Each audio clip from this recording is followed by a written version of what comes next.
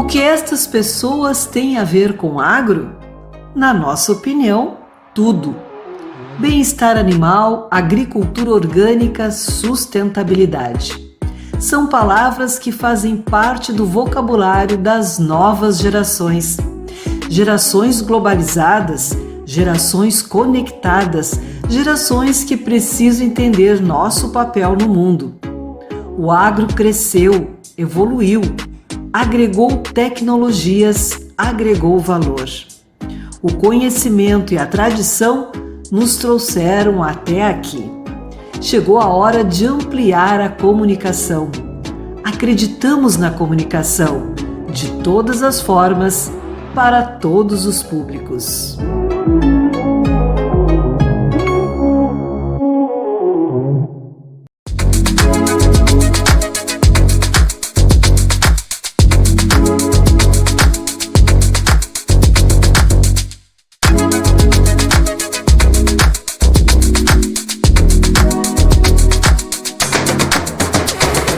Olá, meus amigos, estamos começando mais uma edição do nosso Agropauta Entrevista, em episódios especiais, nessa temporada especial aqui da AgroEffective, dos seus 10 anos, no nosso Agropauta Web TV, o canal da AgroEffective no YouTube, trazendo todas as segundas e quintas um lançamento de um novo episódio para você, com uma entrevista importante sobre temas do nosso agronegócio. Então, não perder nada, botãozinho de inscreva-se.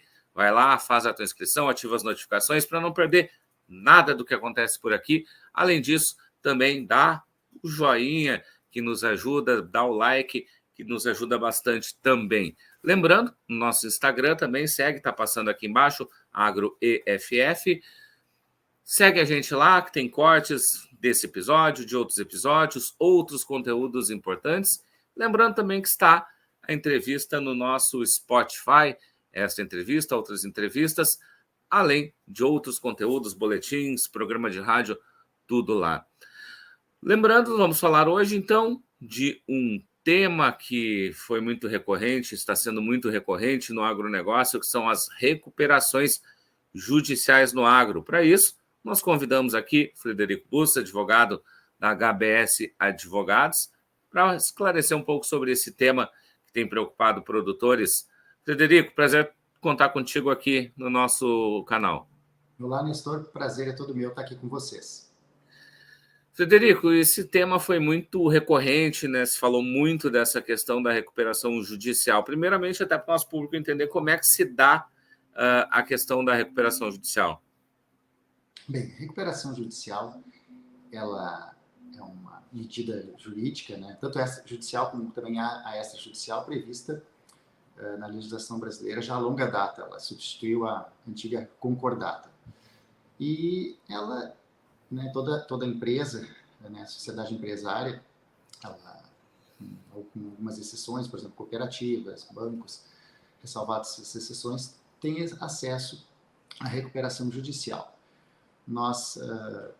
Essa matéria também sempre foi muito discutida, passou a ser discutida mais recentemente que eu digo menos de uma década, com relação ao produtor rural, e isso em 2019 culminou com uma decisão do STJ que previu a possibilidade de o produtor rural acessar o Instituto da Recuperação Judicial. Depois, no final de 2020, veio uma lei que alterou a lei da recuperação judicial e estabeleceu os requisitos para o produtor rural acessar a recuperação judicial. O porquê desse tratamento diferenciado ao produtor? Porque o produtor rural, por força da nossa legislação, mais especificamente o Código Civil, ele não precisa estar inscrito, ter um CNPJ para ser considerado empresário.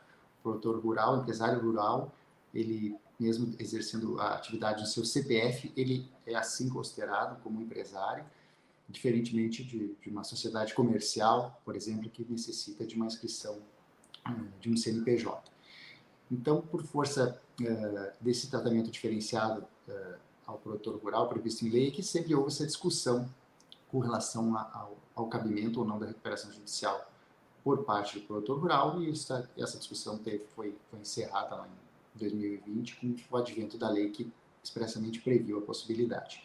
Mas a recuperação judicial, em linhas gerais, é uma medida, né, uma ação que a empresa em dificuldade financeira, geralmente pré-falimentar, ela acessa o judiciário e solicita, né, que o acesso a este instituto.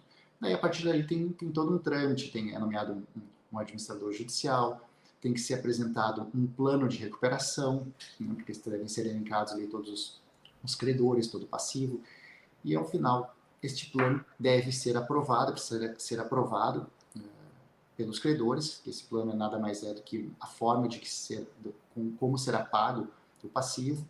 Normalmente isso ocorre com prazos, descontos, enfim, mas sempre com a aprovação dos credores. Se não há aprovação dos credores, é determinada a falência, consequentemente a extinção da empresa. E o advento da recuperação judicial não é nenhuma novidade no agronegócio, né? Até os produtores rurais começaram a se deparar com a recuperação judicial por força de empresas ligadas, né, da cadeia do agronegócio, tais como cerealistas, frigoríficos, enfim, acessaram, né, em momentos de crise, acessaram a recuperação judicial, obtiveram, né, a recuperação judicial legalmente, dentro do que é previsto em lei, e produtores, por exemplo, pegam frigorífico, os produtores vendem ali, vão receber a prazo, o frigorífico entra com recuperação judicial, são suspensos os pagamentos, tem que ser estabelecida essa assembleia de credores para definir a forma, e normalmente os pagamentos ocorrem de forma parcelada. Então, este foi a forma, digamos assim, que os produtores conheceram, né, o Instituto da Recuperação Judicial, normalmente na condição de fornecedores ou credores de empresas que legalmente acessaram este instituto. Com relação ao produtor rural, a recuperação judicial do produtor rural em si, mesmo com o advento desta previsão legal lá em final de 2020, nós não tivemos, não vemos este mecanismo de recuperação judicial ser usado de forma massiva, em larga escala, pelo produtor rural, acertadamente até em nossa opinião, porque o produtor rural ele tem as especificidades da sua atividade, é uma empresa a céu aberto, tem normas específicas que regem os contratos de crédito rural, contratos agrários e assim por diante, e no nosso entendimento, antes de o produtor cogitar acessar o Instituto da Recuperação Judicial, há uma série de outras análises e medidas, mecanismos que ele pode ser bem informado com relação às peculiaridades, aos aspectos legais inerentes à sua atividade. Ele deve adotar outros meios diversos antes de cogitar ou pensar no Instituto de Recuperação Judicial, que é algo extremamente grave, muito sério, que deve ser analisado com extrema responsabilidade jurídica e econômica, e comercial também, sob pena de inclusive, ser um atalho para a falência e a extinção da atividade rural. Pois é, inclusive, né, tinhas falado, a gente fez esses tempos, viu esse material que a HBS divulgou, colocando, né, produtor, que existem outros caminhos antes de chegar a esse derradeiro ato da recuperação judicial, né? O produtor ele precisa antes explorar outras formas, ver outros tipos de recuperação para que não se chegue nesse ponto final, né?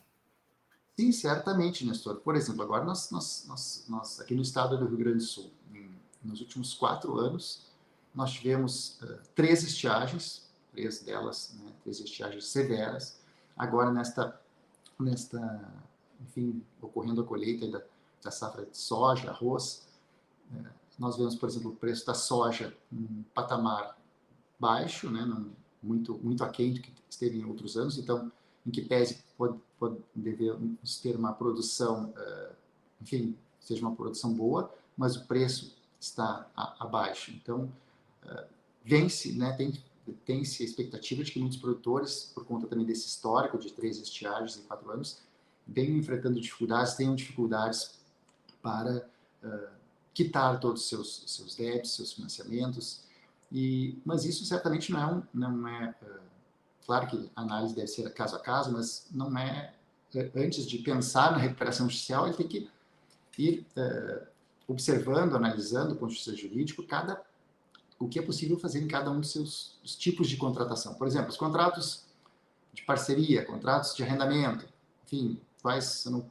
conseguir pagar o meu arrendamento, não tiver um recurso para pagar integralmente o meu arrendamento, o que é possível fazer? Enfim, notificar extrajudicialmente o arrendador, buscar uma renegociação para pagar, né, parceladamente nos próximos exercícios, ou no próximo exercício. Com relação aos contratos de crédito rural, por exemplo, há disposição específica no Manual de Crédito Rural que prevê possibilidades de alongamento nas hipóteses de frustração de safra, dificuldade de comercialização. Também há hipótese específica no Manual de Crédito Rural que prevê a possibilidade de alongamento do contrato de custeio. Recentemente, agora, no último dia 29, quinta-feira, o Conselho Monetário Nacional autorizou renegociações relativas a contratos de crédito rural de investimentos, né, com vencimentos neste ano de 2024.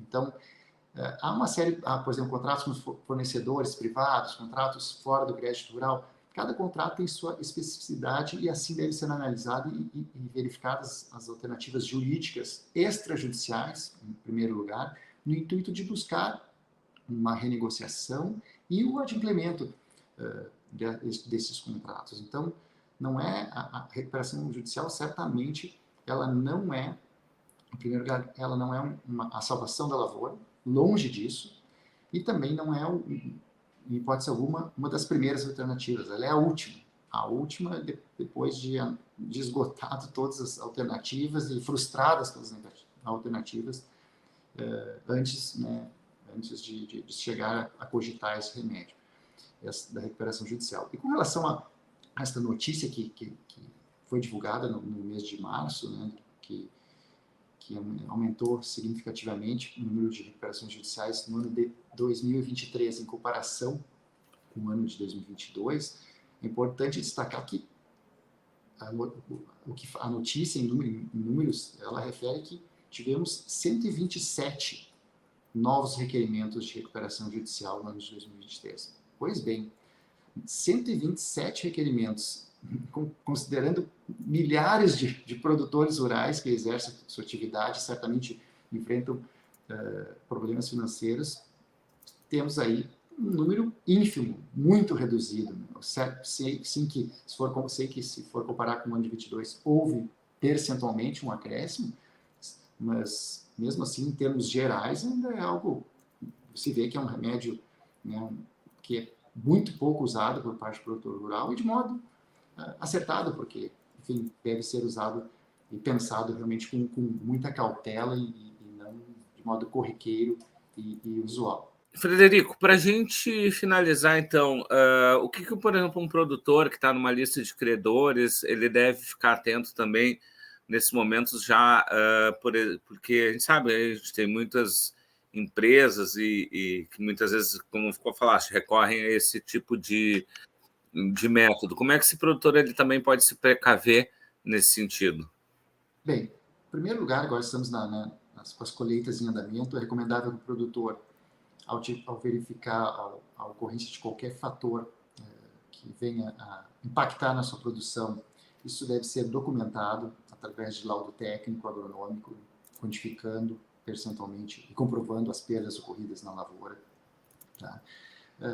Com relação aos contratos, seja de crédito rural, contratos de arrendamento, CPR, contratos de entrega futura, se o produtor verificar que não vai conseguir honrar integralmente esses contratos, é importante que ele, antes do vencimento, notifique o credor e apresente a forma de renegociação, a forma que será possível pagar esses contratos, adimplir esses contratos. Por exemplo, os contratos de crédito rural, é importante fazer os pedidos de alongamento de acordo com o Manual de Crédito Rural antes do vencimento, seja nas hipóteses de custeio ou investimento. Com relação também aos contratos de arrendamento, também antes do vencimento, já buscar formalizar uma renegociação, comprovando, demonstrando a incapacidade de pagamento.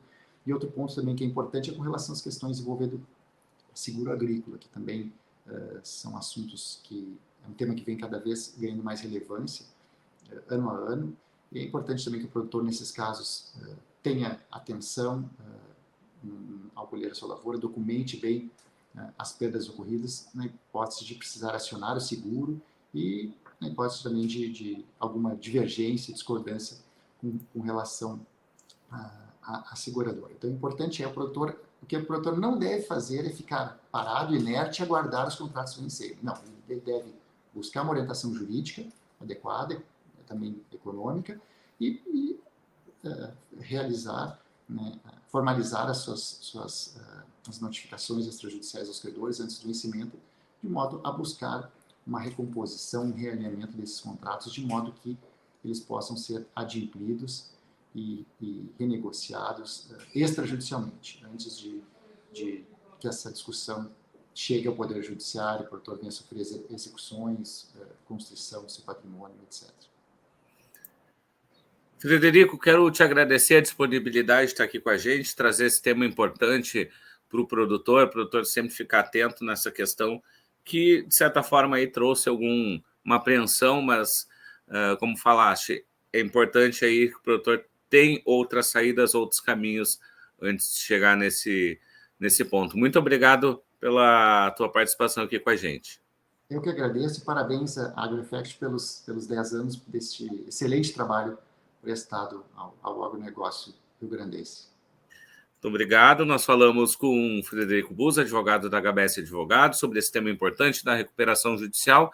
Então, lembra também de fazer aquele checklist no YouTube, faz aquele checklist famoso de seguir a gente, também ativar notificações e dar o joinha.